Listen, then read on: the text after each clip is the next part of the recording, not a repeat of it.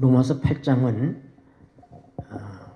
어쩌면 우리 그리스도인의 삶에 있어서의 가장 중요한 그 원리들을 우리에게 설명해 주고 있습니다. 그리스도인 삶이라고 하는 것은 성령 안에서 사는 삶입니다. 우리가 읽은 9절 바로 앞에 절이 뭐냐면 로마서 8장 8절이죠. 뭐예요? 육신의 생각은 하나님을 기쁘시게 할 수 없다. 그렇게 얘기했어요. 이제 우리가 이 로마서 8장에서 계속해서 강조되어지고 우리에게 말씀해 주시고 계신 것은 성령의 문제입니다. 그리고 그 성령 안에서 살아가는 사람들이 어떤 사람들이냐? 그들이 하나님의 성령의 역사를 그대로 받아들이는 영이 살아있는 사람들이다. 우리 지난 시간에 영에 대한 공부를 했죠. 네, 영은 하나님께서 우리에게 주신 것입니다. 그래서 우리 안에 뭐가 있다고요? 영이 있습니다. 사람 안에 뭐가 있다고요? 영이 있어요. 스가랴 선지자는 스가랴 12장 1절에 하나님께서 우리 안에 영을 창조하셨다. 그렇게 말씀하셨어요. 우리 말로는 심령을 지으셨다. 그렇게 얘기했는데 그 심령이 영입니다. 스피릿. 영어로 얘기하면은 영은 스피릿이고 그리고 살아있는 사람을 얘기하는 것은 소울입니다. 그건 혼이라고 번역되어 있어요. 혼. 근데 우리 성경이 영과 혼을 잘 구분하지 않습니다. 또 많은 기독교에 보편적으로 얘기하는 것은 이 인간을 이분적으로 해서 육과 영 이렇게 나눕니다. 그래서 우리 몸이 육이라면은 그 다음에 영과 혼은 그것은 이 하나의 영혼이다. 이렇게 해서 구분을 하는데 그러나 보다 더 정확한 것은 성경은 우리에게 영과 혼과 몸을 얘기하고 있습니다. 데살로니가전서 5장 23절에 우리 주 예수 그리스도 강림하실 때에 예수님께서 우리에게 다시 재림하실 때 얘기하는 거예요. 우리 예수님 우리에게 오실 때에 그때까지 너희 온 영과 혼과 몸이 온전하게 거룩하게 보존되기를 원하노라. 그렇게 사도 바울이 기도하고 있습니다. 그러니까 우리 살아있는 인격체가 뭐예요? 우리가 영, 혼, 몸이 이것이 전 우리의 인격을 이루고 있는 것입니다. 다시 얘기해서 영이 따로 독립적인 존재고 혼이 또 다른 독립적인 존재고 몸이 따로 독립적인 존재가 아니라 우리 한 인격 안에 우리 안에 하나님으로부터 온 영 하나님 우리에게 생기를 불어넣으셨잖아요. 그렇죠?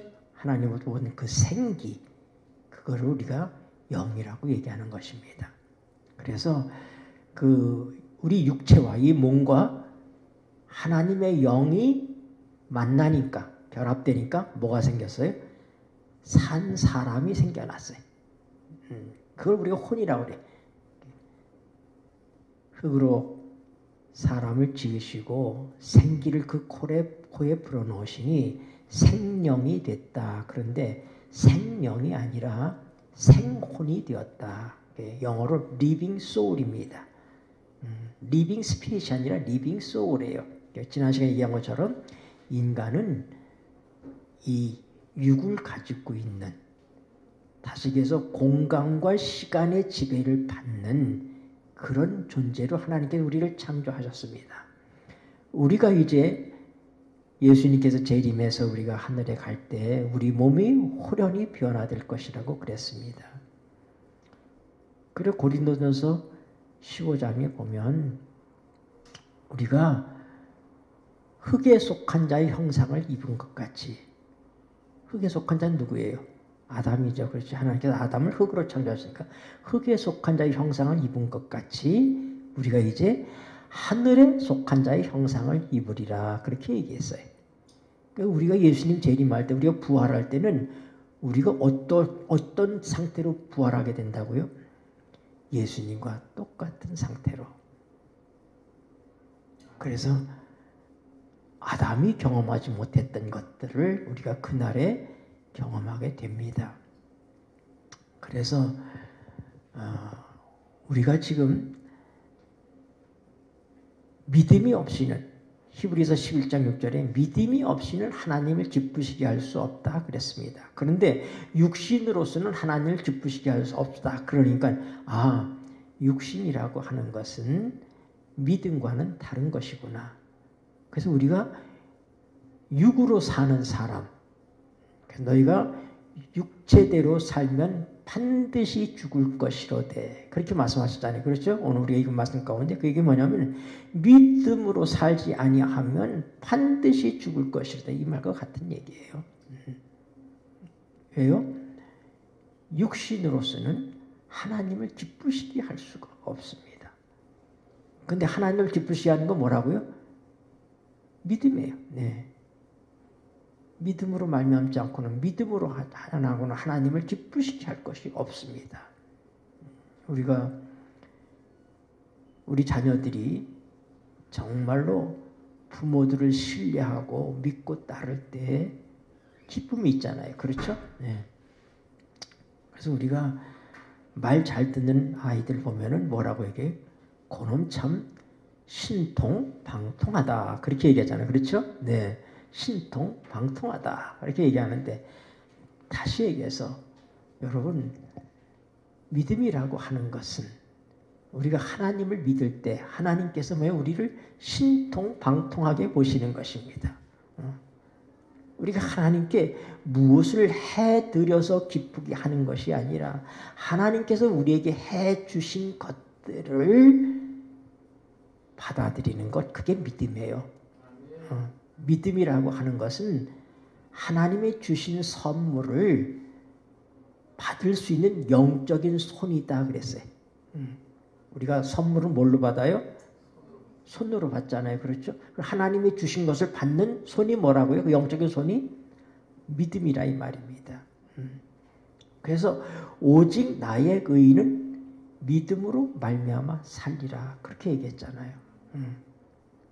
그러니까 믿음으로 살지 않는 것은 하나님께서 기뻐하시지 않고 받아들이지도 않아요. 믿음으로 하지 않은 것이 다 죄다 그랬습니다. 네. 예수님께서도 보혜사가 오시면 의에 대하여, 죄에 대하여 가르쳐 주시는데, 죄가 뭐라고요? 믿지 않는 것이 죄다. 성경은 죄에 대한 하나의 정의가 뭐냐면 믿지 않는 게 죄입니다. 그래서 그리스도인 삶이란 믿음의 삶에 뭘 믿어요?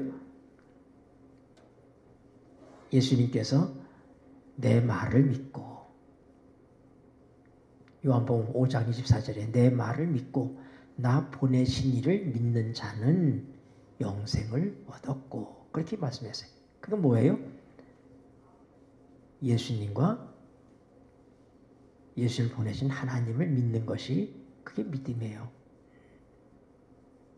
우리가 믿음을 얘기할 때 우리는 사람의 외모를 믿지 않습니다. 외모가 잘생겼다고 믿음이 있는 건 아니죠. 그렇죠? 네. 그 사람이 믿을 만한가 안 믿을 만한가 하는 것은 그 사람 말이 얼마나 신용이 있느냐, 거기에 있는 것입니다. 그렇죠? 우리가 그 사람 말을 얼마나 약속을 잘 지키는가, 그 사람 말이 얼마나 진실한가, 말을 믿는 거예요. 그래서 로마서 10장 10절과 17절에 뭐라고 그랬어요? 믿음은 들음에서 나오며 듣는 것은 하나님의 말씀입니다. 그리스도의 말씀이에요. 네. 그러니까 하나님의 말씀을 믿는 거예요. 오늘 우리가 하나님을 눈으로 뵙지는 못하지만은 살아계신 하나님의 말씀이 우리에게 있습니다. 우리가 그 말씀을 믿는 것입니다. 내가 누군가를 믿는다고 하는 얘기는 그 사람의 말을 믿어주는 거예요. 그런 것처럼 우리가 하나님을 믿는다는 건 하나님의 말씀을 믿는 것입니다. 하나님 말씀에 우리에 대해서 어떻게 기록해 놓으셨는가, 하나님께서 그 말씀을 어떻게 성취하셨는가, 이 모든 것들을 보면서 우리가 그 말씀을 믿고 따르는 것입니다. 그럴 때 하나님께서 기뻐하신다, 그렇게 말씀하시고 계신 것입니다. 이미 우리가 말씀드린 것처럼 예수님께서 부활하심으로 말미암아 우리의 영이 거듭났습니다. 우리가 거듭난다 하는 얘기는 우리 겉사람이 거듭나지 않습니다. 우리에게는 이 겉사람, 이게 보이는 우리 겉사람도 있고 보이지 않는 속사람도 있습니다. 그래서 우리의 겉사람은 날로 후패하지만 우리의 속은 날로 새롭다, 그렇게 얘기했어요. 우리의 이 몸은 눈에 보이는 이 겉사람은 시간이 지날수록 자꾸 낡아집니다. 그러나 하나님을 믿는 우리의 속사람, 그 속사람은 뭐예요? 그걸 우리가 영이라고 얘기할 수 있어요. 하나님은 우리의 겉사람을 통해서 역사하시는 것이 아니라 하나님 우리의 속사람을 통해서 역사하시는 것입니다. 그래서 에베소 3장 16절에 보면은 성령님께서 우리 속사람을 강건하게 하시고, 그렇게 얘기했어요. 베드로서에는 우리의 숨은 사람이 그것이 귀하다고 얘기하고 있습니다. 다시 얘기해서 우리가 성경은 여기서도 조금 저기서도 조금, 성경이 성경을 해석하는 거예요. 그러니까 하나님의 성령은 우리의 속사람을 강건하게 하는데, 로마서 8장 16절에 보니까 뭐라고 그랬어요? 성령이 친히 우리 영으로 더불어 우리가 하나님의 자녀인 것을 증거하시나니. 그러니까 하나님의 성령이 접촉하는 사람, 무슨 사람이에요? 영이에요, 영. 그게 속사람이에요. 그러니까 속사람, 하나님의 성령은 속사람을 강건하게 하신다. 근데 하나님의 성령은 그 속사람이 뭐냐? 근데 하나님의 성령이 접촉하는 사람인데 그게 바로 뭐예요? 영이더라. 영이더라. 왜요? 하나님은 영이시기 때문에 우리가 신령과 진정으로 예배해야지 된다. 우리가 영으로 예배해야지 된다, 이 말입니다. 그래서 유다서에 보면은 소돔과 고모라에서 멸망받는 그 사람들을 얘기할 때 그들은 영이 없는 자며 성령이 없는 자며 그랬어요. 그러니까 하나님의 성령이 거둬진 사람이 육인 것입니다. 하나님의 성령이 떠나간 사람이 육입니다. 하나님의 성령이 역사할 수 없는 사람이 육이에요. 그래서 우리가 다 육으로 태어났기 때문에 하나님으로부터 떨어진 존재예요. 분리된 존재예요. 하나님의 생명으로부터 끊어진 존재예요. 그래서 생명이신 우리 하나님께서 우리에게 자신의 생명을 주시기 위해서 어떻게 했어요? 예수님을 이 땅에 보내셨고 그 육신의 죄를 정하사, 예수님이 육신의 모양으로 오셨습니다. 똑같은 인간의 모습으로 오셨어요. 물론 그 속에 죄는 없으셨지만은, 그런데 하나님께서 그 육신에, 예수님의 그 육신 속에 우리의 모든 것들을 정죄하셨단 말이에요. 죄를 정하셨다 얘기는 영어로 condemn입니다. 정죄했다, 이런 얘기예요.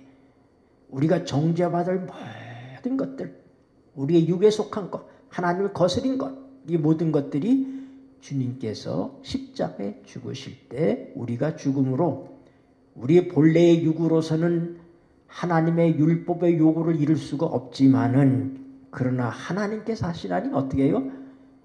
그 아들을 육신의 모양으로 보내사 그 육신의 죄를 정하사 이제는 그 육을 쫓지 않고 영을 쫓아 사는 사람에게 하나님의 율법의 요구가 이루어지게 한다, 이런 얘기입니다.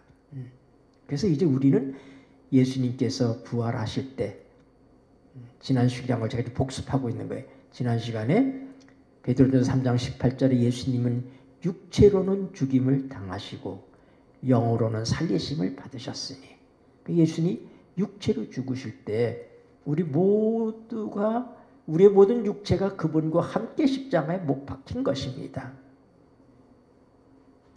갈라디아 5장 24절에 우리 예수님의 십자가의 경험을 이렇게 얘기합니다. 우리의 정과 욕심을, 우리 육체의 정과 욕심을 십자가에 못 박았느니라. 그렇게 바울 사도는 갈라디아서 얘기합니다. 그러니까 우리의 모든 인간에 갖고 있는 죄의 뿌리가 뭐냐면 그게 욕심입니다. 또 하나가 뭐예요? 정욕입니다. 죄가 여러 형태로 드러나지만 그 뿌리를 다 알고 보면 바로 뭐예요? 그게 욕심이요? 정욕입니다. 그래서 이 육체의 뿌리, 욕심과 정욕인 이것이 그리스도의 예수의 사람들은 어떻게 했다고요? 그리스도와 함께 십자가에 못 박혔다. 그렇게 얘기하고 있는 거예요. 그러니까 육체로는 죽임을 당하시고 할 때 우리의 육체도 같이 십자가에 못 박힌 것입니다. 그리고 영으로 살리심을 받으셨을 때 로마서 6장 5절에 뭐예요? 우리가 그의 죽으심을 본받아 연합한 자가 되었으면 그의 부활을 본받아 연합한 자가 되리라. 그 연합했다는 말은 뭐냐면 접붙였다 이런 얘기입니다. 예수님과 우리가 접붙여져서 우리가 함께 죽었습니다. 하나님의 영원한 죄의 심판을 우리가 다 받아버린 것입니다.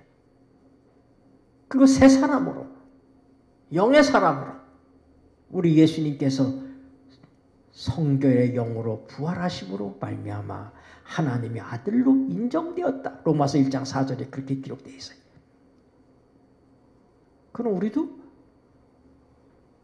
새로운 생명에 접붙임 바 되어서 예수님이 성결의 영으로 부활하신 것처럼 우리도 하나님의 성령을 통하여 거듭나게 되는 것입니다. 그래서 뭐라고요? 물과 성령으로 거듭나지 아니하면 하나님의 나라를 볼 수가 없다. 그래서 우리가 이제 믿음을 통하여 그 역사가 우리에게 이루어지는데, 예수님이 물에서 올라올 때, 침례받고 물에서 올라올 때 성령이 비둘기처럼 임하신 것처럼 우리에게도 성령이 동일하게 임하심으로 어떻게 돼요? 우리가 이제 예수님의 부활의 생명, 영의 생명을 살게 되는 것입니다. 그 얘기는 부활의 생명을 산다. 그 얘기는 좀 더 정확하게 얘기하면은 우리의 마비되었던, 옥에 갇혀있던, 베드로전서 3장 18절 이후의 말씀이 그거예요. 예수님께서 육체로 죽으시고 영으로 살리심을 받으셨는데 그것은 바로 뭐예요? 옥에 있는 영들에게 전파하려 하십니다. 우리가 아담의 범죄함으로 말미암아 모든 인간이 육체가 되었고 하나님과 교통이 끊어진 존재였는데 어떻게 해요? 그때 우리가 다 뭐예요? 이 영이 마비가 되어버렸습니다. 영이라고 하는 것은 하나님과의 교통을 하는 것이 영이에요. 영에는 우리의 양심, 아직도 우리에게 양심이 남아있죠. 그렇죠? 네. 이 양심의 역사하시는 것이 하나님의 성령이 양심의 역사하시는 거예요. 그래서 우리가 우리에게 있는 영의 역할이 뭐냐? 영의 역할은 하나님과 교통하는 것이요. 하나님께서 우리의 양심을 통해서 하나님의 뜻을 알리시는 것이요. 또 우리가 하나님께서 우리에게 직관을 주셔서 하나님의 뜻을 알리십니다. 그래서 이 영을 통하여 하나님의 성령이 접촉하기 때문에 아무리 우리가 도덕적으로 산다 할지라도 거듭나지 아니하면, 하나님의 성령으로 살지 아니하면 그건 그리스도인이 아닌 거예요. 그리스도의 영이 없으면 뭐라고요? 그리스도의 사람이 아니다. 거듭나지 않았으면 그런 그리스도의 사람이 아니다 이 얘기입니다. 예. 그래서 우리의 몸은 죄로 인하여 죽은 것이지만은 영은 의를 인하여 산다. 그러니까 우리 안에 뭐가 영이 살아났다 이 말입니다. 예.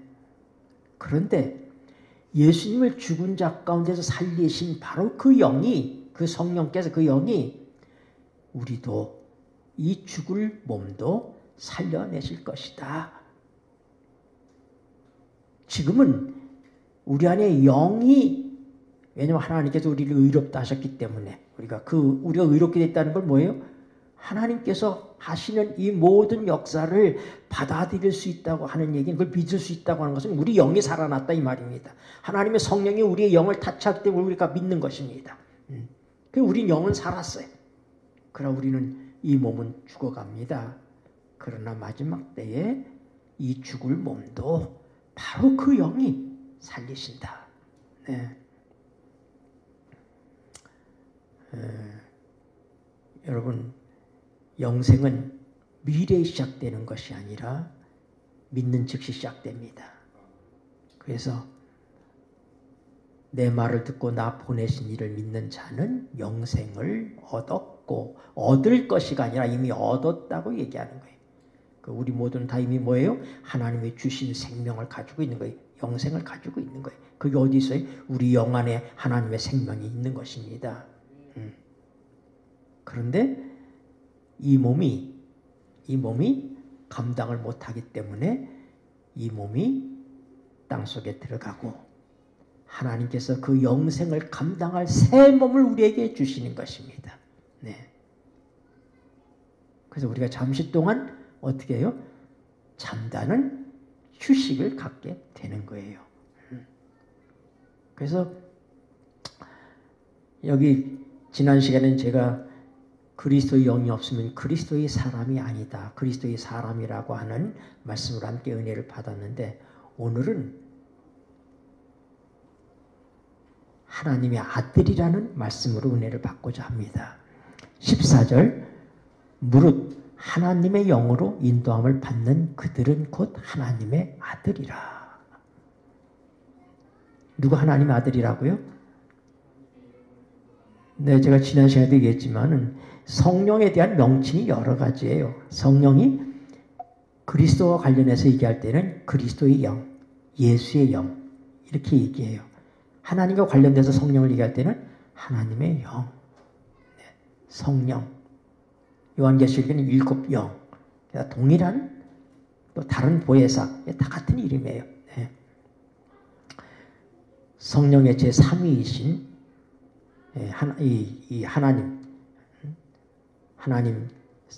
아버지 하나님, 아들 하나님, 성령 하나님, 이 세 하나님은 인격적인 존재인 것입니다. 세 인격으로 존재하십니다. 아버지 하나님의 인격이 있고, 예수님의 인격이 있고, 성령님의 인격이 있어요. 다시 얘기해서 그들의 뜻이 하나고 그들의 능력이 하나고 그들의 속성이 하나고 하시는 목적이 같지만은, 그래서 한 하나님이라고 얘기하지만 분명히 세 인격이 존재하신다 이 말입니다. 그래서 예수님께서 이 땅에 오실 때 뭐라 했어요? 나와 아버지는 하나이라. 그렇게 얘기하는데, 그럼 뭐예요? 나는 내 뜻을 행하러 오지 않고 아버지의 뜻을 행하러 왔다. 그렇게 얘기합니다. 그러니까 예수님에게 뭐가 있어요? 예수님의 뜻이 있어요. 또 누구 뜻이 있어요? 아버지 뜻이 있어요. 네. 근데 예수님은 자기의 뜻대로 살지 않고 아버지의 뜻대로 살기 위해서 왔다. 이렇게 얘기하십니다. 겟세마네 동산에서 예수님이 기도하실 때 뭐라고 얘기해요? 아버지여, 할 수만 있거든 이 잔이 지나가게 하십시오. 그러나 내 원대로 마시고 내 뜻대로 하지 마시고 아버지의 원대로 하옵소서. 그러니까 뭐예요? 아버지와 예수님은 독립적 인격을 갖고 계시다고 하는, 그렇죠? 네. 우리 성경에 보면은 너희가 성령을 거스르지 말라. 성령을 슬프게 하지 말라. 성령이 말할 수 없는 탄식으로 우리를 위해서 대신 간구하신다. 초대교회 때 아나니아와 삽비라가 그들이 감동을 받고 재산을 팔아서 하나님께 바치겠다고 나이 팔고 나니까 아까워가지고 절반을 감췄습니다. 절반을 감추고 그걸 가지고 왔어요. 가지고 오니까 남편이 그걸 갖고 오니까 베드로가 물었습니다. 이게 너희가 집한 것의 전부냐? 예, 그렇습니다. 너희가 이것이 원래 너희 거 아니었느냐? 근데 어째서 너희가 하나님의 성령을 속이느냐? 그랬더니 아나니아가 죽었습니다. 조금 있다가 삽비라가 왔어요. 그 부인이 왔어요. 무슨 일이 벌어졌는지 모르고 똑같이 물으니까 똑같이 대답하니까 너희가 하나님의 성령을 속이는 것이다. 그러니까 하나님의 성령은 속임을 당하실 수 있는, 그렇죠? 네. 인격적인 존재들이 어떤 사람들이 얘기합니다. 성령을 부인한 사람들은 성령은 하나님의 기운이요 능력이다 이렇게 얘기합니다. 아닙니다. 성령의 인격성은 분명히 성경에 여러 차례 언급되고 있고 예수님께서도 보혜사인데 다른 보혜사를 아버지께서 내가 요구해서 다른 보혜사는 뭐냐면은 영어로 comforter예요. 우리를 위로하시는 분, 우리를 도우시는 분, 우리를 위안하시는 분, 이런 얘기예요. 보혜사. 하나님도 보혜사시고 예수님도 보혜사시고 성령님도 보혜사시다 이 말입니다. 근데 다른 보혜사를 보내겠다. 나도 보혜사인데 예수님이 나는 떠나간다. 그 대신 내가 다른 보혜사를 보낸다. 성령은 분명히 인격을 가지신 동일하신 하나님이십니다. 그래서 여러분 우리가 성령 안에서 행한다고 하는 얘기는 하나님의 능력을 우리가 가지고 그냥 하나님 우리 도와주십시오. 제가 정직하게 살 수 있게 도와주십시오. 하나님 저 인내심이 부족한데 좀 인내하게 좀 도와주십시오. 우리가 마치 신앙생활을 그렇게 사는 것처럼 생각을 해요. 그런데 그건 잘못된 것입니다. 그건 뭐냐면 성령님은 인격이신 하나님이십니다. 그 하나님 우리에게 오셨어요. 그럼 어떻게 돼? 우리 인생의 주인이 내가 주인이 돼서 성령님을 부려먹으려고 해서는 안 된다 이 말입니다. 어떻게 돼? 우리는 성령의 전이라고 그랬잖아요. 우리가 하나님을 주님이라고 부르지 않습니까?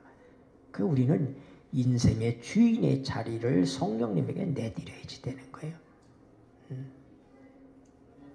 예수님은 인간이 되셨기 때문에 지금도 예수님이 즐겨 사신 것처럼 인자로서 하늘에 가 계신 거예요. 하나님의 무소부지하시는 하나님은 편지하시는 분이에요. 하나님은 지금 이 순간에도 모든 인간들 속에 함께 계실 수 있는 그런 분이시단 말이에요. 성령님도 그런 분이에요. 예수님도 그런 분이셨어요. 그런데 예수님이 인간이 되셨기 때문에 자기의 신성을 감추셨습니다. 그 예수님은 지금 어떻게 해요? 하나님 보좌 우편에 계시는 거예요. 그분은 십자가에 달려 돌아가시기 전에 내가 너희를 고아처럼 버려두지 않겠다 그렇게 약속하셨어요. 내가 잠시 후에 다시 오겠다. 어떻게 오시는가? 성령을 통해서 오시는 거예요. 그는 본래 하나님이시지만 그가 인간이 되셨기 때문에 그는 이제 성령을 통해서만 우리 안에 계실 수가 있는. 그래서 우리가 성령이 그렇게 중요한 거예요. 오늘 하나님의 성령이 우리 안에 오신 것을 인해서 감사하시게 되길 바랍니다. 그래서 우리가 이제는 육체대로 살 것이 아니다. 왜냐하면 우리가 육체대로 빚진 자가 아니다. 우리의 육신에 빚진 자가 아니다. 왜냐하면 우리의 육신에 빚졌던 거 우리가 다 죄인했잖아요. 그렇죠? 그 빚은 다 갚으셨어요. 누가 갚았어요? 예수님께서 갚으셨어요. 예. 원래 우리 뭐예요? 빚을 지고 있던 사람들이에요. 이 육체의 빚이 다 갚아졌기 때문에 옛날에 우리가 죄인이기 때문에 어쩔 수 없이 죄의 종로를 살 수밖에 없었던 것입니다. 그런데 우리를 죄에서 해방했어요. 근데 아직도 이 세상 사람들은 육체의 빚을 가지고 살아가요. 근데 예수님께서 뭐라고 그랬어요? 주의 영이 계신 곳에는 자유함이 있느니라. 또 뭐라고요? 아들이 너희를 자유케 하면 너희가 자유하리라. 예수님께서 우리를 죄의 노예에서부터 육체의 빚쟁이에서부터 해방하셨어요. 그걸 누가요? 성령이 알게 하시는 거예요. 그러니까 뭐라고요? 보혜사가 오시면 심판에 대해서 알게 하시는데 이 세상 임금이 심판을 받았다. 옛날에 우리의 주인이 사단이에요. 그런데 죄를 다스리니까. 그런데 하나님의 성령을 통해서 뭐예요? 우리의 죄값이 다 처리됐기 때문에 이제는 사단은 우리에게 있어서의 심판받은 존재다. 여러분, 여기 나이 드신 분들은 알 거예요. 옛날에 일가족을 그렇게 오해해서 사람을 죽였던 무서운 사람이 있습니다. 그게 고재봉이라는 사람. 네? 고재봉 들어보셨어요? 몰라요. 우리 어르신들은 알죠? 고재봉. 네. 여러분, 고재봉이 아무리 무서운 사람이라 할지라도 또 우리 화성의 연쇄살인 사건 한 사람 잡혔잖아요. 그렇죠? 네. 그 사람이 잡히기 전에는, 심판받기 전에는 어떤 사고를 칠지 모르지만 감옥에 갇혀 있으면 위협의 대상이 됩니까? 안 됩니까?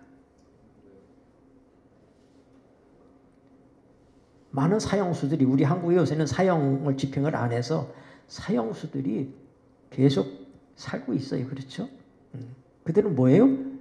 언도를 받았어요. 사형하고 선고를 받았습니다. 죽진 않았어요. 그러나 더 이상 위협적인 존재가 되지 않습니다. 사단이 마찬가지예요. 사단이. 우리가 하나님의 성령을 통해서 뭐예요? 이 세상 임금이 심판을 받았느니라. 이미 사단은 사형 선고를 받았다. 집행은 안 됐어요. 예수님께서 세 번째 오실 때 이 땅에서 이제 이 모든 사단과 이 하나님을 불신했던 자들이 불로 멸망을 받을 것입니다. 그때 집행되는 거예요. 그러나 지금 현재 이미 뭐예요? 심판을 받았기 때문에 사단이 우리에 대해서 영향을 미치지 못한다 이 말이에요. 그러니까 뭐예요? 속이는 거예요. 속이는 거예요. 그러니까 우리가 속지 말아야지 되는 거예요. 하나님의 성령이 오시면 뭐라고요? 사단이 우리가 실수하고 나면 네가 무슨 목사냐? 네가 무슨 장로냐? 네가 무슨 교인이냐? 하나님은 너는 버리실 거다. 사단이 그렇게 속이는 거예요. 그러나 하나님의 성령을 통해서 우리는 뭐예요? 사단아, 언제 하나님께서 내 행위로 나를 구원하셨냐? 나의 구주이신 예수님을 통해서 나를 구원하셨지.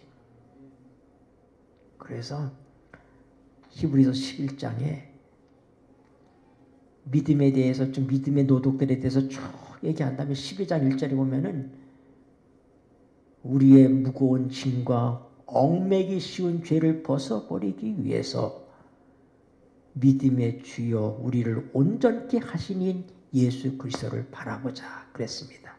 믿음으로 사는 사람들은 예수님을 바라보는 믿음으로 사는 거예요. 사단이 우리를 공격할 때 뭐라고 해? 예수님을 제시하는 거예요. 예수님, 사단아 봐라. 내 구원이 저 예수님 안에 있지 않느냐? 사단이 꼬리를 내리고 도망가는 거예요. 이 일을 가능케 하는 게 누가 한다고? 성령께서 하신다 이 말입니다. 성령을 통해서. 그러니까 사단이 우리에게 속이는 것, 너는 구원 못 받아. 너는 실수했잖아. 사단은 참소자예요. 옛날에 사단은 하나님에까지 올라가서 참소를 했습니다. 그러나 예수님의 십자가 이후에 사단이 번개처럼 하늘에서 떨어졌습니다. 이 땅으로 내어 쫓겼어요. 더 이상은 하나님께 직접 가서 참소하지 못합니다. 그럼 어떻게 해요? 이 땅에서는 우리를 참소하는 거예요. 넌 안 돼. 그때 어떻게 해요? 어린 양의 피와 그 증거하는 말로 이겼다. 요한계시록에 그렇게 기록되어 있어요. 그때 우리가 어떻게 돼요? 예수님의 피를 제시하는 거예요. 그 일을 우리에게 가능케 하시는 분으로 성령님이 그 일을 가능케 하신다 이 말입니다. 그래서 우리가 육체대로 행한다는 것은 믿음이 없이 사는 걸 얘기하는 거예요. 예수님 없이 내가 여전히 내 인생의 주인이 돼서 사단이 이끄는 대로 내 욕심과 내 욕망과 정욕과 이의 노예가 돼서 살아가는 사람은 그는 믿음으로 산 것이 아니기 때문에 반드시 죽을 것이라고 그랬어요. 그러나 영으로 하나님의 성령으로 몸의 행실을 죽이면 살리니 여러분 예수님께서도 말씀하셨어요. 마태복음 10장 28절에 누구든지 나를 따라오거든 자기 십자가를 지고 나를 쫓을 것이니라. 자기 생명을 얻고자 하는 자는 잃을 것이요 잃고자 하는 자는 얻으리라. 마가복음 8장 34절에도 같은 말씀이 기록되어 있어요. 사도 바울 또 뭐라고 얘기했어요? 내가 날마다 죽노라. 여러분, 우리는 우리 스스로를 죽일 수 없습니다. 그러나 우리의 이 육의 본성이 우리를 충동질하고 우리에게 죄질 욕망을 일으키고 사단이 그렇게 할 때마다 우리는 어떻게 돼요? 믿음을 가지고 나는 죽었다. 네, 우리 골로새서 3장 말씀 보십시다. 골로새서 3장.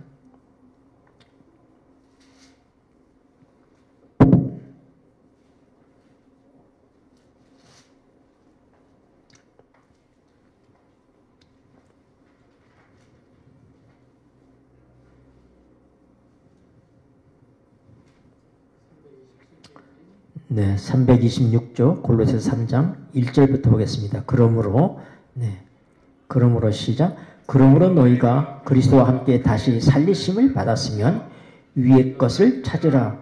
거기는 그리스도께서 하나님 우편에 앉아 계시느니라. 위의 것을 생각하고 땅의 것을 생각지 말라. 이는 너희가 죽었고 너희 생명이 그리스도와 함께 하나님 안에 감추었음이니라.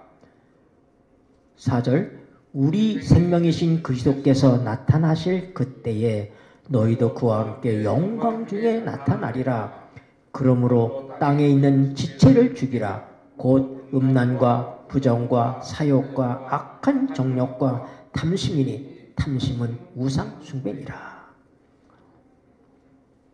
우리의 시민권은 하늘에 있다고 그랬어요.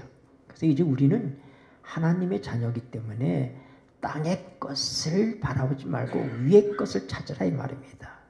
그리고 뭐라고요? 너희가 땅의 것을 사모하고 살던 너희는 이미 죽었다 이 말입니다. 죽었다. 여기 죽었다는 말이 두 번 나와요. 네, 하나는 죽었다고 하고 뒤에 것은 죽이라 하고 나옵니다. 너희 지체를 죽이라 하고 나와요.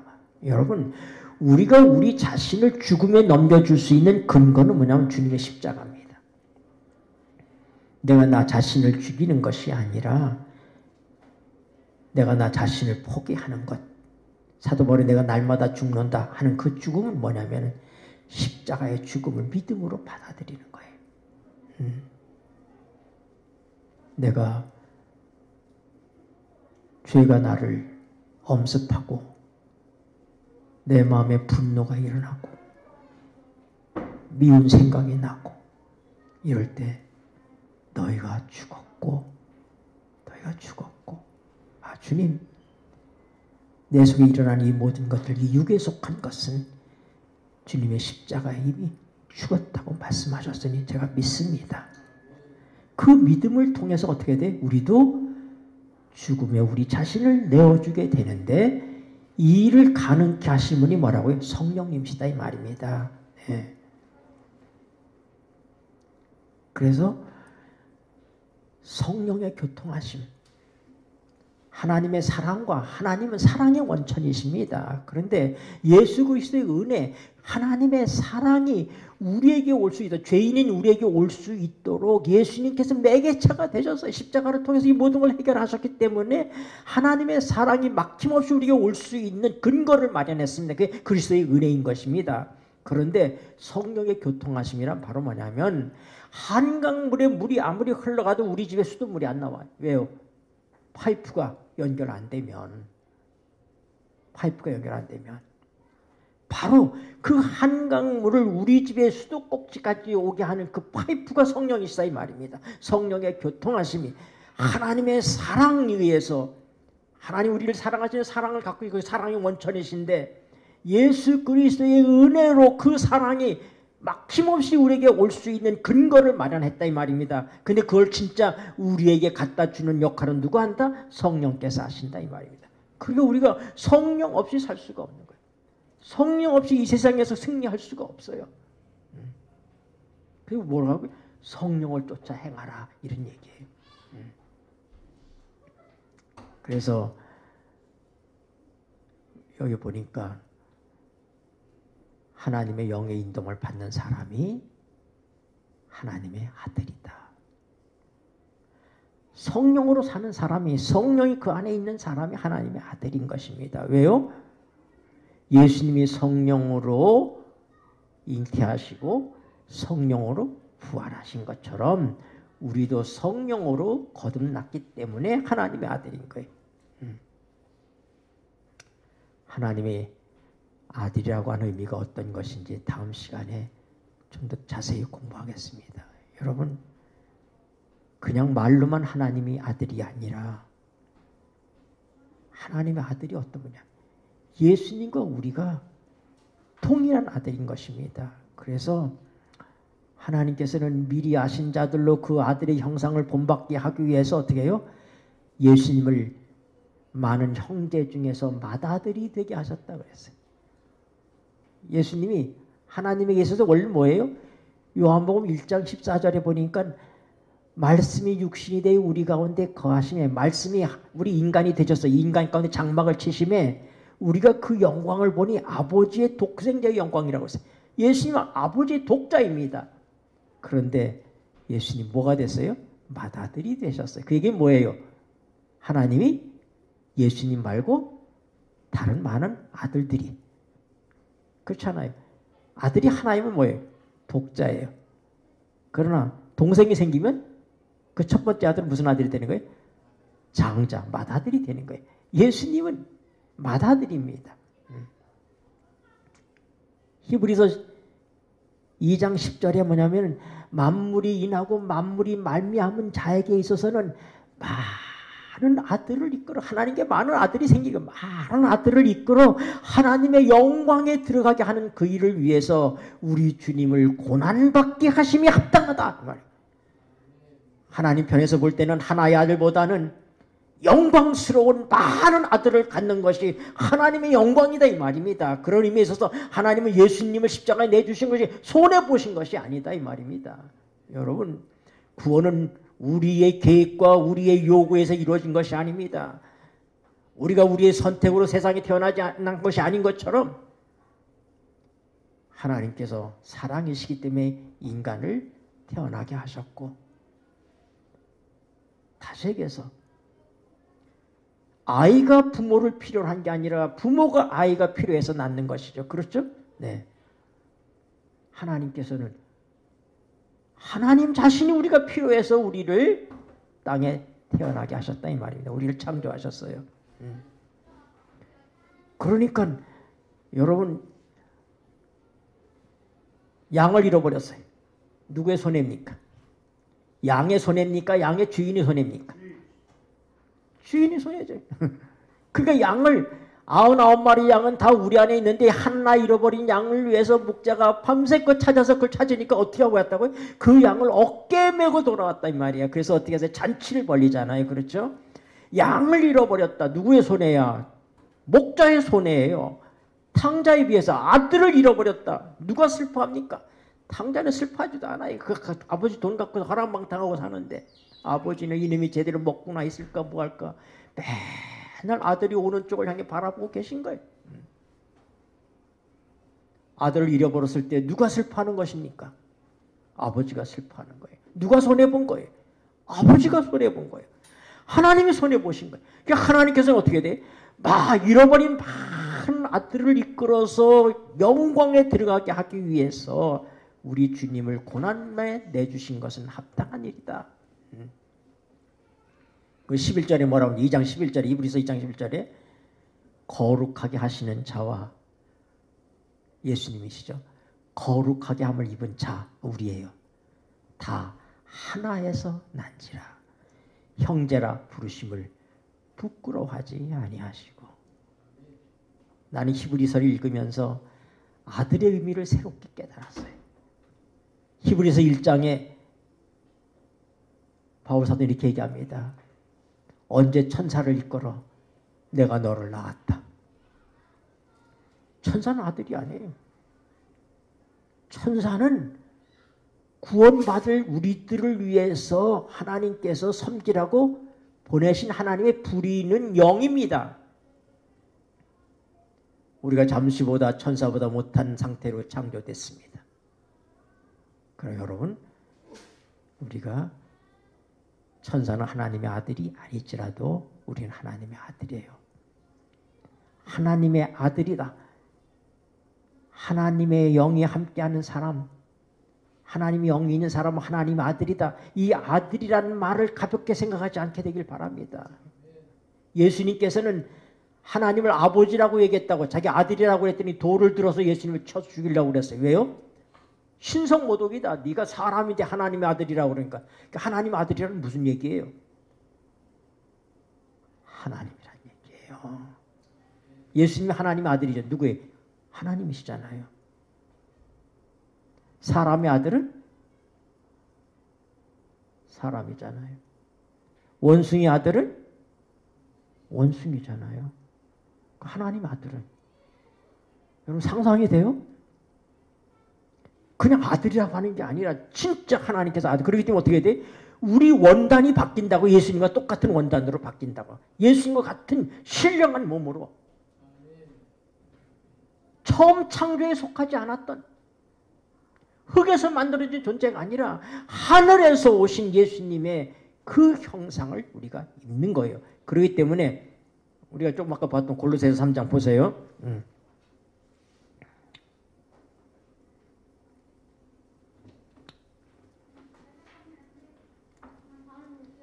2절 위의 것을 생각하고 읽겠습니다. 골로새 3장 좀 찾았었죠? 시작. 위의 것을 생각하고 땅의 것을 생각지 말라. 이는 너희가 죽었고 너희 생명이 그리스도와 함께 하나님 안에 감추었음이니라. 그의 생명신 그리스도께서 나타나실 그때에 너희도 그와 함께 영광 중에 나타나리라. 아멘. 여러분, 우리가 있게 된 신령한 몸은 그 생명은 어디 있어요? 하나님께 감추어져 있어요.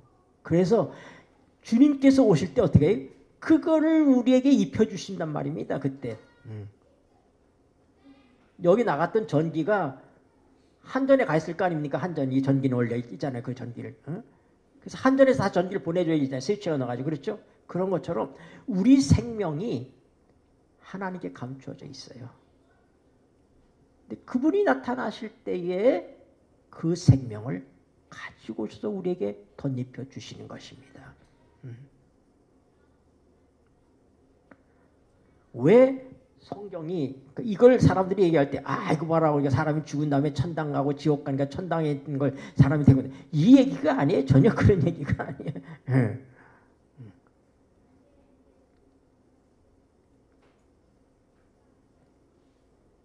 예수님께서 말씀하셨어요. 뭐예요? 나는 아브라함 있기 전부터 있다. 또 베드로가 얘기하기를 다윗은 죽어서 그 무덤이 아직도 여기 있다. 그건 하늘에 올라가지 못했다 이 말이. 그 예수님은 하늘에 올라가 계십니다. 타락하기 전에 에녹, 노아 후손의 에녹, 그 다음에 모세, 엘리야, 이 사람들은 하늘에 가 있어요.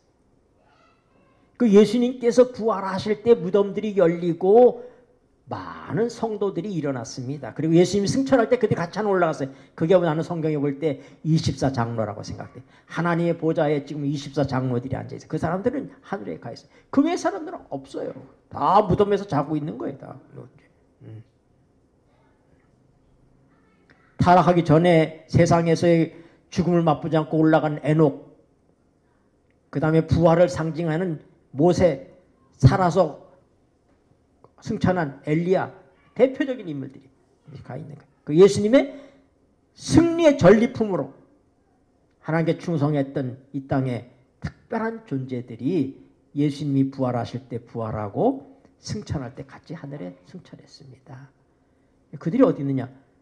보좌에 앉아 있어요. 그건 하나님의 보좌에 24장로의 보좌가 있는 거예요. 그러니까 우리가 뭐예요? 우리가 예수님과 똑같은 보좌에 앉는 거예요. 바로 천사들은 그 밖에서 명령을 수행하고 있을 뿐입니다. 우리가 아들이 된다고 하는 게 얼마나 놀라운 일인지에 대해서 우리가 다음 시간에 좀 더 자세히 공부하도록 하겠습니다. 여러분, 우리가 지금 누구라고요? 하나님의 아들입니다. 여러분의 가치가 예수님의 가치와 동일하다 이 말입니다. 그래서 예수님께서 자기 생명으로 우리의 생명을 사신 것입니다. 하나님께서 그러기 때문에 우리를 아들의 가치만큼, 예수님의 가치만큼 우리를 높이신다고 합니다. 영원한 세월 동안에. 그러므로 여러분, 이 잠깐 지나가는 이 세상에 사단에게 속지 말고 성령을 쫓아서 살게 되길 바랍니다.